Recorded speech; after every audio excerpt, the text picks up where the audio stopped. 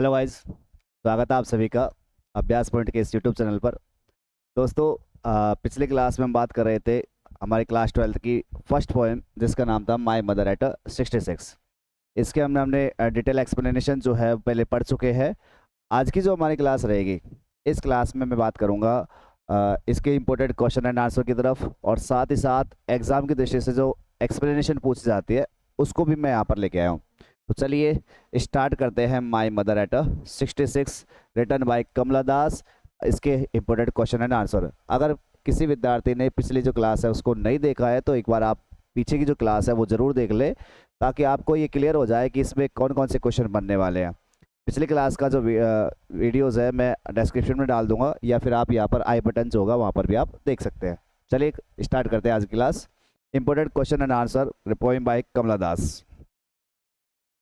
सबसे first question है आज का, why was the poet worried about her mother. कि हमारी जो पोइटेस थी, कवित्री कमला दास, ये अपनी मदर को लेकर के क्यों क्यों इतना ज़्यादा वरिड है, क्यों इतना ज़्यादा चिंतित थी। तो इसका जो आंसर है आपको पता था, जैसे ही उसने अपनी माँ को देखा था कि माँ का चेहरा जो था बहुत ज़्यादा पीला पड़ा हुआ था। उस चेहरे का यहाँ बताया भी था कि उसका चेहरा जो था ashen like of a corpse, बिल्कुल एक लाश की तरह वो नज़र आ रही थी।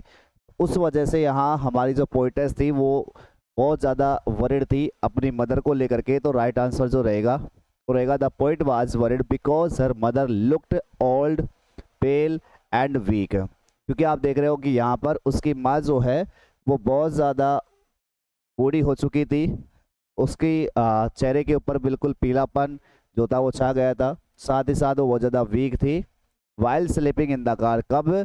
जिस समय पर वो सो रही थी कार में। उसने उसमें बगल में देखा था जब माँ सो रही थी, तो साथ ही साथ जब उसने देखा उसका चेहरा, तो उसे बिल्कुल लाइक एक कॉप्स, डेड बॉडी की तरह यहाँ पर उसका चेहरा उसे नजर आ रहा था। हर फेस रिमाइंडेड द पोइट, उसके चेहरे ने उसे याद दिलाया द पोइट, कवि को, कवित्री को, ऑफ ए डेड बॉडी, की इसकी तरह बिल्कुल जैसे कि वो एक डेड बॉडी है। Which made her fear losing her mother, और इससे हमारी जो लेखिका है उसे डर आने लग गया किस चीज़ का, कि कहीं वो अपनी माँ को लॉस ना कर दे, खो ना दे। तो ये एक चाइल्डिश फियर भी था हमारी लेखिका को, कि बचपन का डर कि माँ को मैं कहीं कहीं हमेशा के लिए ना छोड़ दूँ। तो ये चाइल्डिश फियर जो था वो साफ दिखाई देता है यहाँ से अपनी माँ को खोने का, है ना। कब दिखाई देता है? जैसे ही वो अपनी माँ को देखती है, उस समय पर उसकी माँ का चेहरा बिल्कुल पेल है, पीला पड़ा हुआ है, और बिल्कुल वो नींद ले रही थी उस समय कार पे, उस समय की बात थी। नेक्स्ट जो क्वेश्चन है हमारे पास में, what did the poet see while looking outside the car. Car से बाहर देखते समय, कार से बाहर देखते समय हमारी जो लेखिका है उसे क्या क्या नजर आता है। व्हाट डिड द पोइट सी, लेखिका जो है उसे क्या नजर आता है while looking outside the car, car में देखते समय। कार में देखते समय क्या क्या नजर आ रहा है यहाँ से? तो हमारे पास याद होगा, कार से बाहर जब देखते समय तो अपने पास में दो चीजें थी अपने मन को डाइवर्ट करने के लिए, अपने विचारों को डाइवर्ट करने के लिए। यहाँ पर दो चीजें आई थी। एक तो हमारे पास थे स्प्रिंटिंग ट्रीज, ट्रीज जो थे वो तो पीछे छूटते हुए नजर आ रहे थे, स्प्रिंटिंग ट्रीज। एक तो पेड़ जो थे वो काफी पीछे हुए छोड़ते नजर आए थे, भागते हुए नजर आ रहे थे। दूसरा था मैरी चिल्ड्रन, प्रसन्नचित जो बच्चे थे वो बच्चे अपने घरों से बाहर निकल के जा रहे थे। तो ये दो चीजें थी उस समय पर, looking outside the car, car से बाहर देखते समय। तो लेखिका जो थी उसने अपना ध्यान डाइवर्ट करने के लिए इस प्रकार से उसने यहाँ देखा था। तो द पोइट सा यंग ट्रीज, सबसे पहले तो किसको देखा उसने, हमारी लेखिका ने, कवित्री ने। हमारी जो कवित्री है उसका नाम है कमला दास। उन्होंने देखा कि यंग ट्रीज को जो कि रनिंग, भाग रहे हैं, एंड हैप्पी चिल्ड्रन, और बहुत खुश जो बच्चे थे, coming out of their homes, जो अपने घरों से बाहर निकल के आ रहे थे। ये हमने बताया था पहले ही। These lively images shadow youth, energy and happiness, ये हमें जरूर लिखना है यहाँ से। क्यों? क्योंकि इससे पहले जब इसने अपनी माँ को देखा था तो उस समय बिल्कुल माँ का चेहरा बताया गया था कि ओल्ड एज में था, अपने जो समय जो है उसका विघटन होने के समय पर है। एक तरफ आप देखोगे अभी जो पेड़ है वो हरे भरे है, बच्चे जो है प्रसन्नचित है, उस वजह से बच्चों के पास अभी युवावस्था है, एनर्जी है, हैप्पीनेस है। जबकि आप इससे पहले क्यों दिखाया गया था माँ का चेहरा, उस वजह से आपको ध्यान रखना है कि ये दो सीन जो थे वो दोनों के दोनों क्यों बताए गए हैं हमारे यहाँ पोइम में, क्योंकि कॉन्ट्रास्ट है यहाँ। तुलना है, विरोधाभासी है कि एक तरफ बुढ़ापा, दूसरी तरफ युवावस्था। एक तरफ आप देख रहे हो कि दिन समापन की ओर है, दूसरी तरफ अभी बच्चे जो है अभी खेल रहे हैं।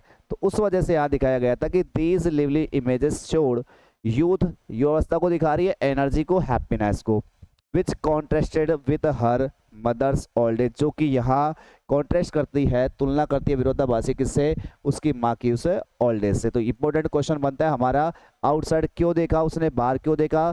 तो सीधी बात थी कि एक तो अपने मन को डाइवर्ट करने के लिए, दूसरा इनको यूज क्यों किया गया, क्योंकि यहाँ पर हमारे पास में इससे पहले माँ के जो ओल्ड एज थी उसको बताया गया था, और फिर बच्चों को या फिर ट्रीज स्प्रिंटिंग पीछे भागते हुए जो पेड़ थे उनको बताया गया था। तो उसमें बताया कि दोनों चीजें किसको शो कर रही है, यूथ को, एनर्जी को एंड हैप्पीनेस को। तो इसलिए इंपॉर्टेंट क्वेश्चन बन जाता है यहाँ से। क्वेश्चन थर्ड लेते हैं हम, why did the poet compare her mother's face to a corpse. यहाँ माँ का जो चेहरा है उसे कॉप्स यानी कि एक लाश जो है उससे कंपेयर किया गया है। क्यों क्यों कंपेयर किया गया है इसका देखें। The poet compared her mother's face to a corpse because it looked pale, क्योंकि माँ जो है बिल्कुल पेल, बिल्कुल पीली, लाइफलेस, बेजान सी यहाँ नजर आ रही है, कमजोर सी यहाँ नजर आ रही है ड्यूरिंग स्लीप, सोने के दौरान। इस वजह से कंपेयर किया गया था किससे, माँ के चेहरे को, किससे, यहाँ से कॉप्स यानी कि लाश से। तो माँ का चेहरा कैसा है, बिल्कुल एक लाश की तरह है, क्योंकि पीला पड़ा हुआ है, लाइफलेस है, बेजान है, उसमें जान नजर नहीं आ रही, इधर से वीक है, बहुत ज्यादा कमजोर है। दिस कंपैरिजन एक्सप्रेसेस, ये जो कंपैरिजन है वो बताता है किसको, द पोइट्स फियर, हमारी कवित्री के डर को बताता है, ऑफ एजिंग एंड डेथ, की माँ की उसकी माँ जो है उसकी एज जो है बिल्कुल खत्म होने की कगार पर है, और जो डेथ है, मृत्यु जो है वो बिल्कुल नजदीक है। ये जो फियर है इस चीज को यहाँ पर बताया गया है। नेक्स्ट क्वेश्चन के बारे में बात करते हैं अब। अगला क्वेश्चन है हमारे लिए, what was the poets childhood fear. हमारी जो कवित्री है इसके बचपन का डर क्या है, चाइल्डहुड फियर, बचपन का डर। तो क्लियर है, बचपन का डर तो सबके लिए वही है, कहीं मेरी माँ जो है परमानेंटली, हमेशा के लिए मुझे छोड़ के ना चली जाए। ये जो डर है वो उसका चाइल्ड फियर है या चाइल्डहुड फियर है। तो बात करते हैं द पोइट्स चाइल्डहुड फियर। हमारी जो कवित्री है उसके बचपन का जो डर है वो था किस चीज का, लॉसिंग हर मदर, अपनी माँ को खोने का। सबका वही होता है, लॉसिंग हर मदर, अपनी माँ को खोने का, इसका भी डर है। Even as an adult she still carried the same fear. अभी एडल्ट, अभी एक वयस्क, वो एक महिला बन चुकी है, उसके बावजूद भी even as an adult she still, फिर भी क्या है, कैरी द सेम फियर, अभी भी उसे वही डर सताने लग जाता है। when she saw her mother becoming old, जब वो देखती है किसको, अपनी माँ को, माँ कैसी होती जा रही है, बिकमिंग ओल्ड, बूढ़ी होती जा रही है, एंड साथ साथ क्या हो रही है, वीक, कमजोर हो जा रही है। इसलिए ये हमारी जो कवित्री है कमला दास, उसका ये चाइल्ड फियर है ना, ये चाइल्ड फियर है किसका, हमारी कवित्री कमला दास का। बिल्कुल, आगे बात करते हैं। क्वेश्चन नंबर 5 दिया हुआ है, What does the poet's smile at the airport signify? अच्छा, लास्ट में हमने बात की थी कि हमारी जो कवित्री कमला दास वो बार बार smile and smile and smile, बार बार स्माइल कर रही थी अपनी माँ की तरफ। क्यों, क्या महत्व है इस चीज का, इंपॉर्टेंट क्वेश्चनों में से एक है, क्या महत्व हो सकता है यहाँ से वो बार बार smile and smile and smile का। देखिए, हमने बात की थी कि उसने किया क्यों था ये सब, हालांकि उसे खुद को रियलाइज हो गया था इस चीज का, उसे खुद रियलाइज हो गया था इस चीज का कि भाई मेरी माँ जो है वो कुछ समय बाद में मुझे छोड़ करके चली जाएगी, और जब भी मैं लौटूं हो सकता है मेरी माँ जो जीवित है वो ना बचे, है ना। लेकिन फिर भी उसने अपने इमोशंस जो थे उनको कंट्रोल किया था, अपनी माँ को इस प्रकार से आश्वासन दिया कि हाँ मैं वापस से आपसे मिलने आऊंगी, है ना, ताकि माँ जो है अपनी लाइफ जो है वो अच्छे से जी पाए। इस वजह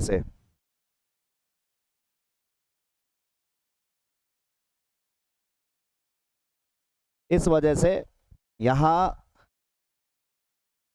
यहाँ जो लेखिका है, कवित्री जो है, उसने बार बार क्या किया था, स्माइल किया गया था। तो देखते हैं आंसर भी क्या है, the poet's smile at the airport hides her sadness and fear. सबसे पहली बात कि भाई हमारी जो कवित्री की स्माइल है एयरपोर्ट पर, वो एयरपोर्ट पर जो स्माइल उसने की है वो किस चीज को छिपा रही है? वो छिपाती है अपनी सैडनेस को, अपनी निराशा। एक तो अपनी निराशा छिपा रही है, साथ ही साथ अपना वो डर। कौन सा डर? लॉसिंग हर मदर, अपनी माँ को खोने का डर। ये डर दोनों चीजें जो है उसको छिपाई जा रही है। She smiles to appear cheerful. वो स्माइल करती है किस लिए?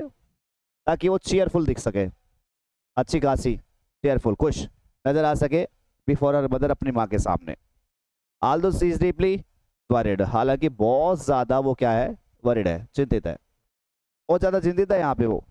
About separation and old as, किसकी वजह से? कि वो अपनी माँ से सेपरेशन कर रही है, अलगाव, दूर जा रही है।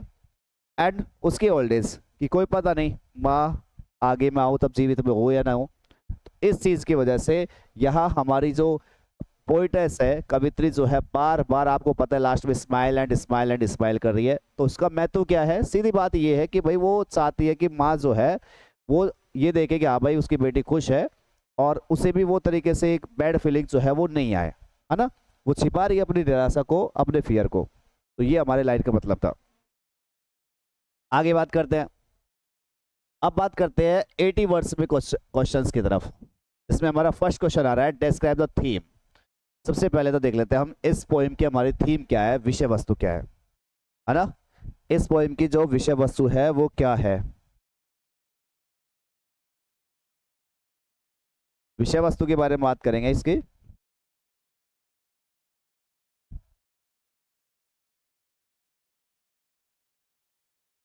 देखिए विषय वस्तु क्या है इसकी। The poem deals with the theme of ageing, fear of separation, love and insecurity. चार बातें हमने इसकी थीम पहले भी बात कर चुके थे क्लास में ही कि क्या क्या इसकी थीम रहने वाली है। तो ये हमारी जो पोएम है वो डील करती है किस किस थीम से? एजिंग, एक तो उम्र बढ़ती हुई, यानी कि बुढ़ापा कह दो या उम्र दराज जो चीजें हो रही है, बढ़ती हुई उम्र। एजिंग का मतलब किससे ले लो? बढ़ती हुई उम्र से।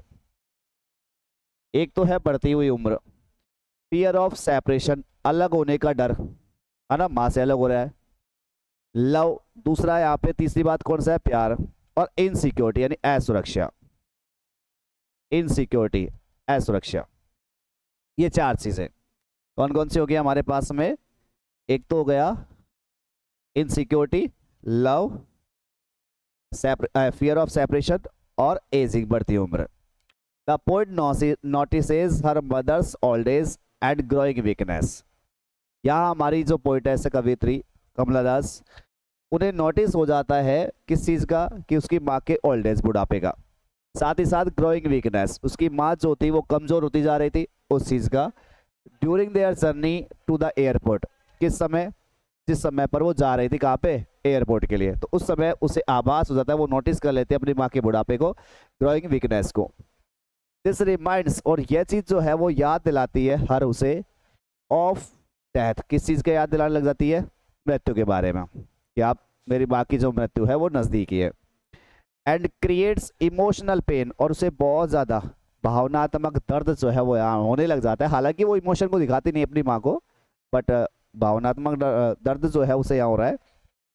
The lively scene outside the car contrast with her mother's lifeless. अब आपको याद होगा दो सीन जो थे, जीवंत सीन, लिवलीहुड का लिवली सीन का मतलब है जीवंत सीन, जीवंत दृश्य। दो चीज आई थी हमारे पास, स्प्रिंटिंग ट्रीज, है ना, पीछे छूटते हुए, या रनिंग ट्रीज। एक वर्ड तो आया था हमारे पास, स्प्रिंटिंग ट्रीज, एक रनिंग ट्रीज, मतलब वही चीज आ रही है, रनिंग ट्रीज,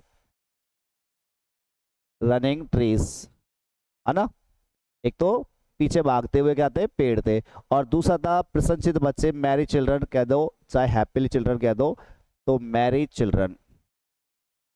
ये 200 सीन दिखाए गए थे, क्यों दिखाए गए थे? ये दिखाए गए थे किस लिए? कॉन्ट्रास्ट करने के लिए, विरोधाभासा या विपरीत बताए गए थे। किससे? हर मदर्स लाइफलेस अपीयरेंस, उसकी माँ का जो लाइफलेस अपीयरेंस था। लाइफलेस अपीयरेंस केवल आप देखोगे माँ का चेहरा बिल्कुल पेल पड़ा हुआ था, ऐसा लग रहा था जिसमें कोई जान ही नहीं हो। वो लाइफलेस अपीयरेंस यानी रूप जो था, उससे तुलना करने के लिए इन दोनों दृश्यों को दिखाया गया था। Although the poet tries to hide her fear, हालांकि जो हमारी कवित्री है वो अपने इस फियर को, अपने इस डर को छिपाने की बहुत वो कोशिश करती है। विद ए स्माइल, स्माइल के साथ। शी स्टिल फील्स अनेक्सियस, फिर भी वो बहुत चिंतित महसूस करती है अबाउट लॉसिंग हर मदर, अपनी माँ को खोने के लिए, अपनी माँ को खोने के बारे में बहुत ज़्यादा चिंतित है वो। The poem beautifully expresses a daughter's deep emotional attachment, यहाँ हमारी जो ये कविता है वो बहुत ही शानदार, बहुत ही सुंदर तरीके से एक्सप्रेस करती है किस चीज़ को, एक बेटी का बहुत ज़्यादा डीप इमोशनल जो अटैचमेंट है, बहुत ज़्यादा वो अटैचमेंट है जुड़ी हुई है किससे, अपनी माँ से, साथ में फोटो हर मदर, अपनी माँ के साथ में, उस चीज़ को हमारे यहाँ इस पोइम में बहुत अच्छी तरीके से एक्सप्रेस किया गया है ना, बहुत अच्छी तरीके से यहाँ एक्सप्रेस किया गया है। चलिए आगे बढ़ते हैं। ये हो गया हमारे पास 80 वर्ड्स में फर्स्ट क्वेश्चन हमने लिया है कि describe the theme of the poem of my mother at 66। Next question लेते हैं 80 वर्ड्स में।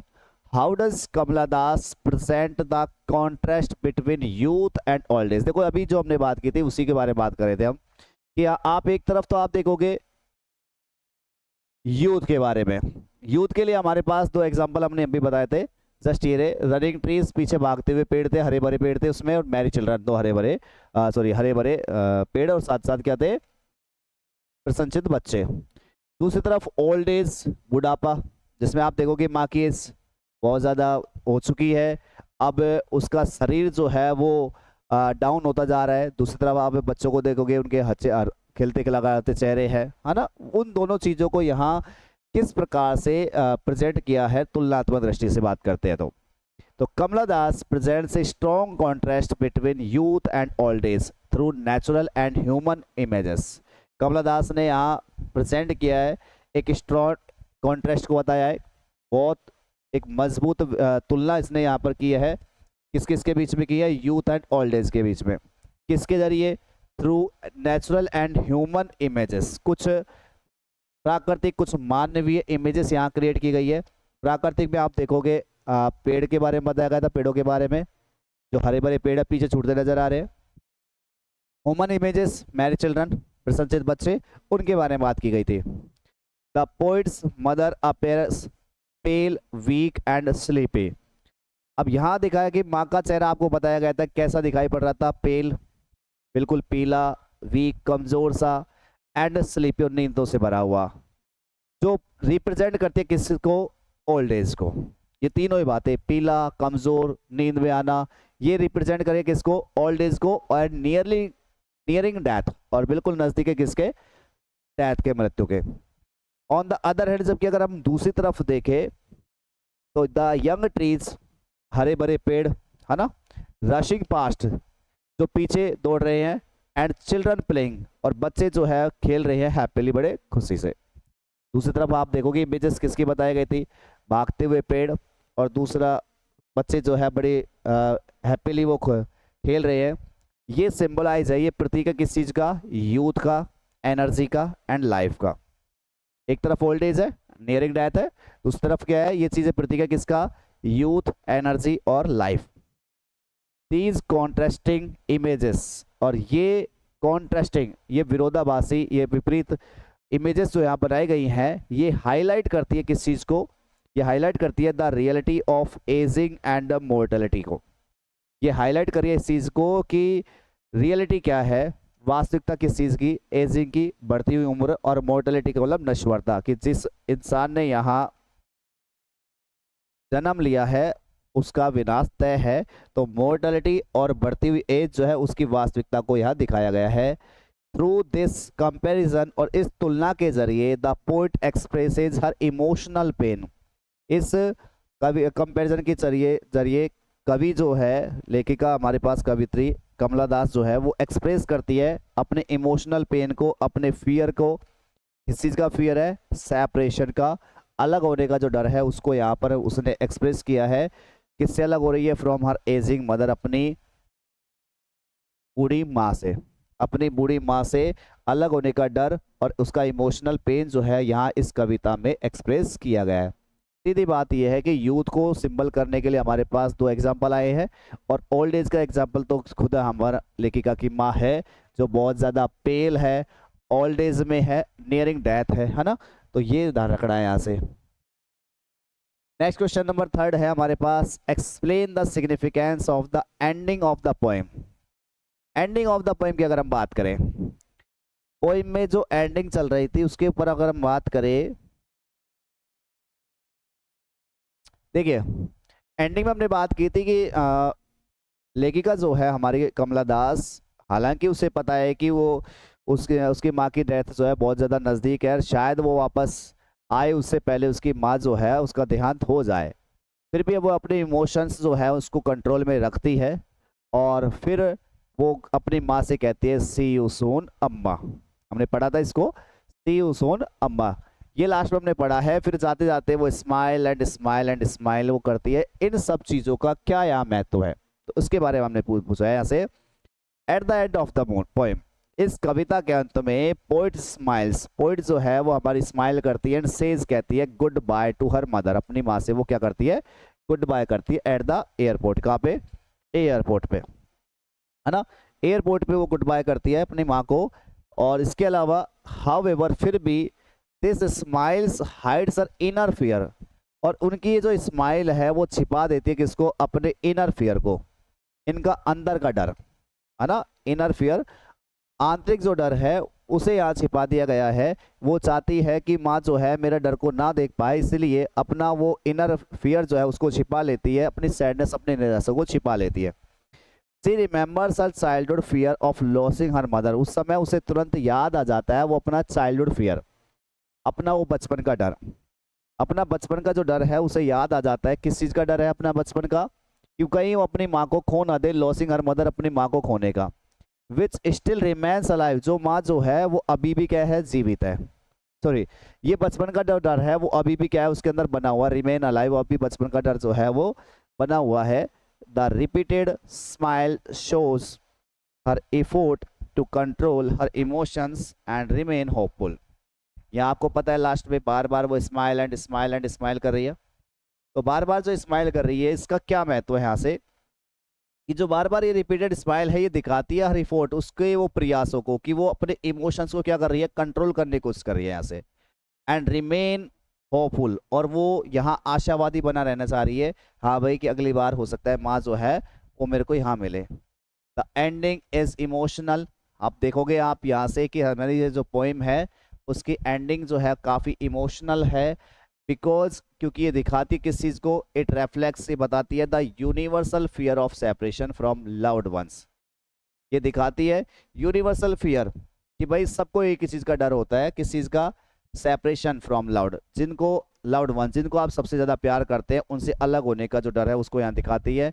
एंड पेन, और दिखाती है उस दर्द को, caused by ageing and mortality, जो नश्वरता और बढ़ती हुई उम्र की वजह से जो दर्द होता है उस चीज़ को भी यहाँ पर दिखाया गया है, वो बताता है इस चीज़ को। तो ये था हमारे पास में एंडिंग ऑफ द पोएम का क्या महत्व है, तो हमें ध्यान रखना है क्या क्या उसमें हुआ था, इसका क्या महत्व था, क्योंकि यहाँ इमोशंस को दिखाए गए थे ना, यहाँ इमोशंस दिखाए गए थे।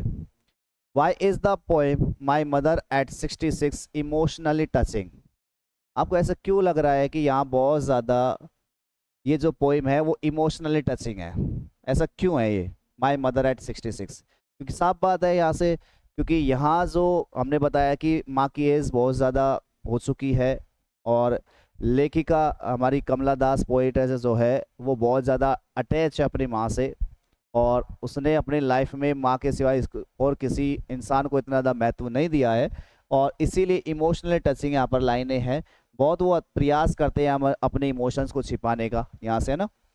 तो the poem is emotionally touching, ये जो हमारी कविता है बहुत ज़्यादा इमोशनली टच है, because it expresses the deep bond between A daughter and her mother, क्योंकि ये बताती है कविता किस चीज़ को, डीप बॉन्ड, बहुत गहरा जो बंधन है किस किस के बीच में, अपनी माँ और बेटी के बीच में, है ना, माँ और बेटी के बीच में बहुत ज़्यादा इमोशनली अटैचमेंट जो है वो इस चीज़ को यहाँ शो किया गया है।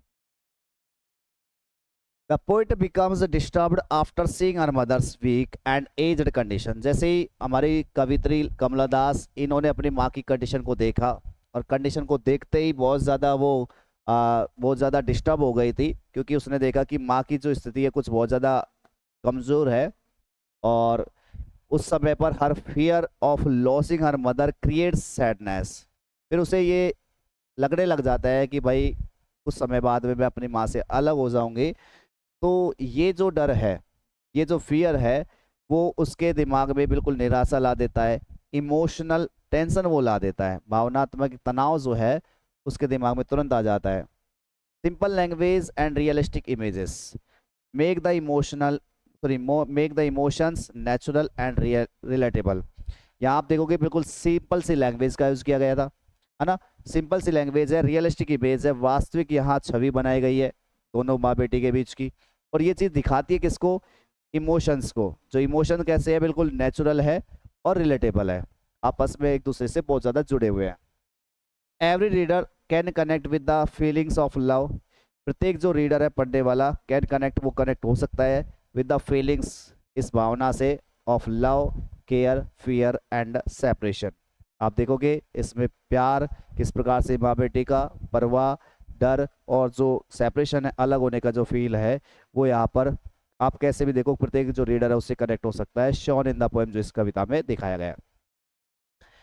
देयरफॉर इसीलिए the poem leaves a strong emotional impact on readers. इसीलिए आप देखोगे कविता जो है एक बहुत ही स्ट्रॉन्ग इम्पैक्ट जो है, बहुत ही मजबूत भावनात्मक प्रभाव जो है वो रीडर्स के ऊपर छोड़ देता है। अब यहाँ से हम कुछ एक्सप्लेनेशन ले रहे हैं। कंप्लीट जो पार्ट की एक्सप्लेनेशन है वो हमने यहाँ कवर की है, और कंप्लीट पार्ट की जो एक्सप्लेनेशन उसको हम कवर कर रहे हैं 5 स्टेंजास के अंदर, ताकि आपका जो चैप्टर है कंप्लीटली आपको समझ में आ जाए, है ना, पूरी तरीके से। पूरी तरीके से आपका चैप्टर जो है वो कंप्लीट समझ में आ जाए। एक्सप्लेनेशन भी इसमें से नहीं छूटनी है, सब कुछ आपको कवर करवाना है यहाँ से। ये पोएम जो है कंप्लीट आपको लर्न होनी चाहिए। तो देखिए, driving from my parents home to Cochin last Friday morning I saw my mother beside me, doors open mouthed, her face ashen like that of a corpse। ये फर्स्ट स्टैंजा हमने पहले लाइन ले ली है शुरुआत में। स्टार्टिंग में आपको पता है कि हमारी जो लेखिका है, हमारी जो कवित्री है, वो अपनी माँ के साथ में ड्राइविंग के चलते हुए, और वो कोचीन एयरपोर्ट पर जा रही है, वहाँ से उसे टेक फ्लाइट लेनी है, तो वो लाइन है हमारे पास में। तो सबसे पहले हम एक्सप्लेनेशन में क्या लिखते हैं, तो ध्यान रखना सबसे पहले हमें लिखना होता है रेफरेंस। ये हमारे आरबीएससी के अंदर क्वेश्चन आएंगे, ध्यान रखना, explain with reference to the context, तो वहाँ हमको काम आने वाला है, इसलिए मैंने इसको यहाँ कवर किया है। सबसे पहले हमें इसमें लिखना है रेफरेंस। रेफरेंस में क्या बातें लिखनी होगी, रेफरेंस में आपको 2 बातें ज़रूर लिखनी है। इसमें हमें आपको बताना है कि ये जो लाइनें हैं वो कहाँ से तो ली गई है, और इन पोइम का लेखक जो है वो कौन है ना, ये हमें बताना है। तो हमने लिखा है दीज लाइन्स आर टेकन, या आर टेकन की बजाय आप हैव बीन टेकन ले, ज़्यादा बेटर रहेगा। Have been taken from the poem my mother at 66 written by Kamala Das. ये जो लाइनें है वो ली गई है, कहाँ से ली गई है, फ्रॉम द पोएम, इस कविता से, जिसका नाम क्या है, माई मदर एट 66। सेम आपको रेफरेंस तो लगभग क्या कंप्लीट आपको इस पोएम का जो रेफरेंस है वो यही रखना है। These lines have been taken from the poem my mother at 66 written by Kamala Das. फिर आपको कॉन्टेक्स्ट बताना है कि किस संदर्भ में हमारे यहाँ पर लिखी गई है, तो लिखते हैं इसमें the poet was going to Cochin airport from her parents home. हमारी जो पोइट है यहाँ से वो जा रही थी, कहाँ जा रही थी, कोचीन एयरपोर्ट पे, फ्रॉम हम पेरेंट्स होम, अपने माता पिता के घर से। ड्यूरिंग द जर्नी, इस जर्नी के दौरान उसने क्या देखा वो बताया गया कि ये यहाँ से जर्नी के दौरान उसने देखा, सी सा हर ओल्ड मदर, उसने अपनी माँ को देखा, स्लीपिंग, जो कि सो रही थी, बिसाइड हर, उसी के बगल में, इन द कार। ये हमें बताना है कॉन्टेक्स्ट में, हमने एक्सप्लेन भी किया है नीचे। तीसरा जो स्ट्रेंजा रहेगा, तीसरी जो बातें रहेगी वो रहेगी एक्सप्लेन। आपको 3 टुकड़ों में बनाना है। सबसे पहले आपको लिखना है रेफरेंस, फिर आपको बताना है कॉन्टेक्स्ट, और फिर आपको बताना है एक्सप्लेनेशन। इसमें आगे से स्टार्ट कर देना इनको, ना, यहीं से। एक्सप्लेनेशन देखे तो the mother was sleeping with her mouth open, माँ जो है वो सो रही थी, उसका मुंह जो था वो ओपन था, खुला हुआ था। हर फेस लुक्ड पेल, उसका जो चेहरा है वो कैसा है, बिल्कुल पीला दिखाई देता है। लाइफलेस है, बेजान है। लाइक ए डेड बॉडी, बिल्कुल किसकी तरह, डेड बॉडी की तरह, क्योंकि इसमें आया था कॉप्स, है ना। सीइंग हर मदर, अपनी माँ को देख करके, इन इस वीक कंडीशन, इतनी खराब कंडीशन में अपनी माँ को देख करके, पोइट बिकेम सैड, पोइट जो है वो सैड हो जाती है, बहुत ज़्यादा वो निराश हो जाती है, वेरी चिंतित हो जाती है, अबाउट हर ओल्ड एज, अपने उसकी बुढ़ापे के वजह से। तो ये हमने पहली एक्सप्लेनेशन ली है, शुरुआत की लाइनें हमने यहाँ से ली है, और पहली एक्सप्लेनेशन यहाँ से यहाँ तक हो जाती है। उसके बाद अगली जो लाइनें रहेंगी वो है and realised with pain that she was old as sorry old as old as she looked, but soon put that thought away, looked out a young trees sprinting, the merry children spilling out of their homes. आप सभी को पता है कि भाई इन लाइनों में क्या क्या हुआ है। इन लाइनों में बताया गया था कि लेखिका जो है हमारी कमला दास बहुत ज़्यादा सैड है और अपना मूड सही करने के लिए, वो अपना ध्यान भटकाने के लिए, डाइवर्ट करने के लिए लेखिका जो है बाहर देखने लग जाती है अपनी कार से बाहर। और कार से बाहर देखने के वहाँ पर दो दृश्य आपको बताए गए जो कि कॉन्ट्रास्ट है। क्यों? क्योंकि माँ का जो हालत है उसको देख करके यहाँ दो अपने माँ के दृश्य को देख करके यहाँ दो दृश्य जो बताए गए वो दोनों विपरीत है, कॉन्ट्रास्ट है, विरोधाभासी हैं। इसमें कौन कौन से थे हमारे पास? यंग ट्रीज स्प्रिंटिंग था और दूसरा Mary children spilling out of their homes. ये दो सीन यहाँ पर दिखाए गए थे, है ना। पहले हम पढ़ चुके हैं इस बात को। चलिए पहले रेफरेंस के बारे में बात करें। रेफरेंस मैंने कहा था सबका सेम रखना है। These lines have been taken from the poem my mother at 66 written by Kamala Das. Context में क्या क्या डाल दिया? The poet realises the harsh reality of her mother's old age but tries to divert her mind from sad thoughts. क्या लिखा है इसमें कि हमारी जो पोइट है, पोइटेस जो है, वो रियलाइज कर लेती है हार्श रियलिटी, इस कठोर वास्तविकता को अपनी माँ की ओल्ड एज के लिए, बट लेकिन फिर भी वो क्या करती है, अपना माइंड जो है उसको डाइवर्ट करने की कोशिश करती है। किससे? उन सैड थॉट से, उन निराश विचारों से डाइवर्ट करने के लिए वो बाहर दिखने लग जाती है। और मैंने बताया था आपको कौन कौन सी चीज़ें उसके दिखाई देती है। यंग ट्रीज स्प्रिंटिंग है, the Mary children spilling out of their homes, ये यहाँ पर उसको देखने को मिल रही है।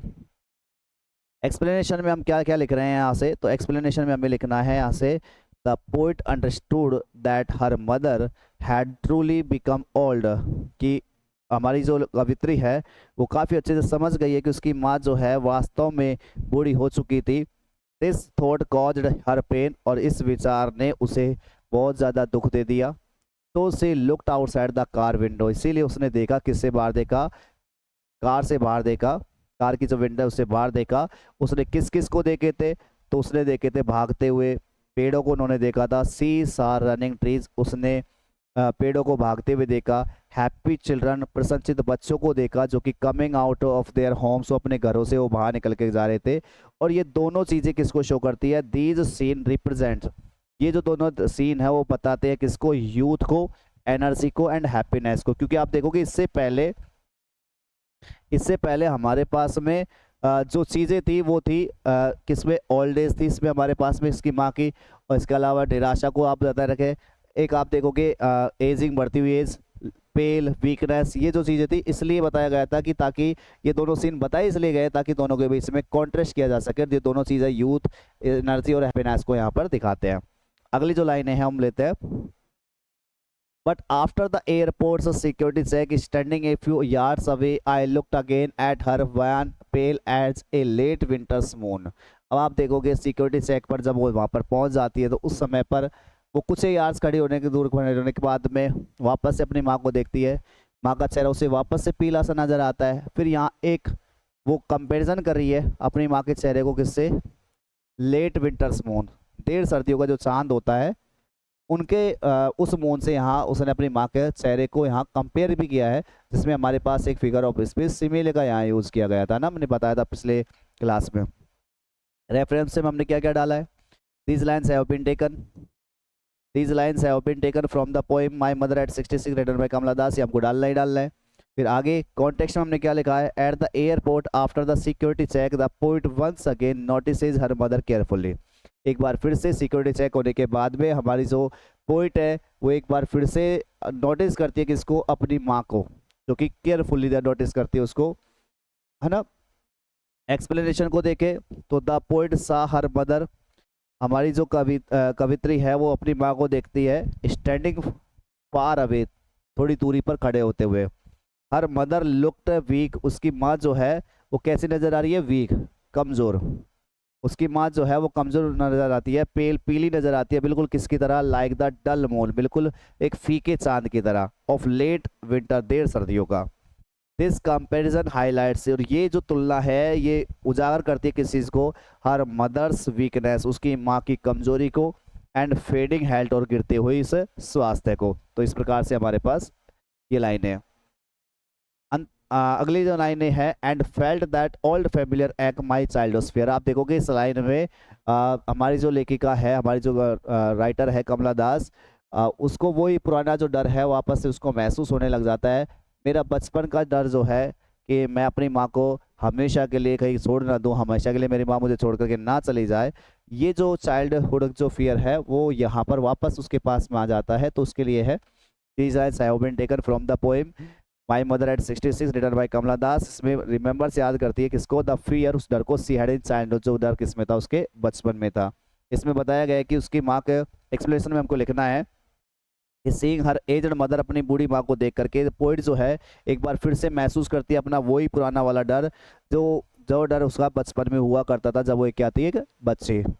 The fear of losing her mother, अपनी माँ को खोने का जो डर है, और साथ ही साथ बीइंग सेपरेटेड फ्रॉम हर, कि मैं उससे अलग हो जाऊंगी, ये जो डर है ये इसे बचपन में हुआ करता था। तो वही डर इसमें एक बार फिर से यहाँ पर उसे याद आना लग जाता है जब वो थोड़ी दूरी पर खड़ी हुई थी, ए फ्यू यार्ड्स, कुछ गज की दूरी पर खड़ी हुई थी आफ्टर द सिक्योरिटी चेक। और अगली जो लास्ट लाइन है इसमें दी गई है, this is the last strength of this poem, but all I said was see you soon Amma, all I did was smile and smile and smile. आप सभी को याद होगा, लास्ट में आप देखोगे कि यहाँ अपने इमोशन जो है उनको छिपाते हुए फिर भी अपनी माँ से वो कहती है कि सी यू सून अम्मा, एंड फिर बार बार वो smile and smile and smile वो करती है। तो रेफरेंस में हमने क्या डाला है, these lines have been taken from the poem, have been taken from the poem my mother at 66 written by Kamala Das. Context में हमने लिखा है these are the concluding lines of the poem, ये हमारी कंक्लूडिंग लाइन्स है, निष्कर्ष को बताने वाली, यानी कि कंक्लूडिंग का मतलब क्या हो जाएगा, निष्कर्ष को बताने वाली ये हमारे पास लाइनें हैं। वेयर, जहाँ पे the poet says good bye, जहाँ पर हमारी जो पोइटेस है वो गुड बाय कहती है टू हर मदर, अपनी माँ को, एट द एयरपोर्ट। कहाँ पे, एयरपोर्ट पर, एयरपोर्ट पर हाँ गुड बाय वो कह देती है। एक्सप्लेनेशन हम देखें, आल्दो, हालांकि, Aldous the poet was full of sadness, हालांकि जो यहाँ हमारी पोइटेस है वो फुल ऑफ सैडनेस है, पूरी निराशा से भरी हुई है, फियर से भरी हुई है। सी हिड हर इमोशंस, फिर भी अपने वो इमोशंस को छिपाती है। आप देखोगे लास्ट में क्या था, इमोशंस वो छिपाती है। सी स्माइल कंटिन्यूसली, वो बार बार आप देखोगे स्माइल करती है। एंड सैड, और फिर भी वो क्या कहती है, सी यू सून अम्मा। हर रिपीटेड स्माइल, उसकी बार बार जो ये रिपीटेड स्माइल है वो दिखाती है किस चीज़ को, हर इफोर्ट, उसके उस प्रयासों को जो उसने क्या करने के लिए किया कि मैं होपफुल बनी रहूं, आशावादी बनी रहूं, है ना, मैं आशावादी बनी रहूं। And strong despite her inner pain, और जिसको छिपाती है वो स्ट्रॉन्ग डेस्पाइट, उसकी उस घोर निराशा को, despite her inner pain, despite her inner pain, उसके आंतरिक दर्द की, उसके आंतरिक दर्द, उस डेस्पाइट हर इनर पेन, उसके अंदर में दर्द होने, आंतरिक दर्द होने के बावजूद भी वो क्या करती है, आशावादी बन रहती है, इस चीज़ को दिखाती है, उसके इस प्रयासों को। ठीक है, ये तुम्हारे हमारे फर्स्ट पोएम थी माई मदर एट 66, और काफ़ी अच्छे से यहाँ हमने क्वेश्चन एंड आंसर और पोएम जो है उसको कंप्लीट यहाँ पढ़ा है। और मैं ऐसी उम्मीद ज़रूर करूँगा कि पोएम तो आपको ज़रूर समझ में आई होगी। तो प्लीज़ आप सभी इस चीज़ को ज़रूर शेयर भी किया करें, लाइक ज़रूर किया करें, और नीचे कमेंट में अपना रेस्पॉन्स ज़रूर दिया करें कि आपकी जो क्लासेस किस प्रकार से आप अच्छी लग रही है। तो भी आप कमेंट करें, कोई बात नहीं, गलत लगती है, ख़राब लगती है तो भी आप कमेंट कर दें। इस चीज़ से हमें भी पता रहेगा कि हाँ किस प्रकार की क्लासेस हम आपके लिए और अच्छी ला सकते हैं, है ना। चलिए, समय हो जाता है आपसे विदा लेने का, तब तक के लिए जय हिंद, जय भारत।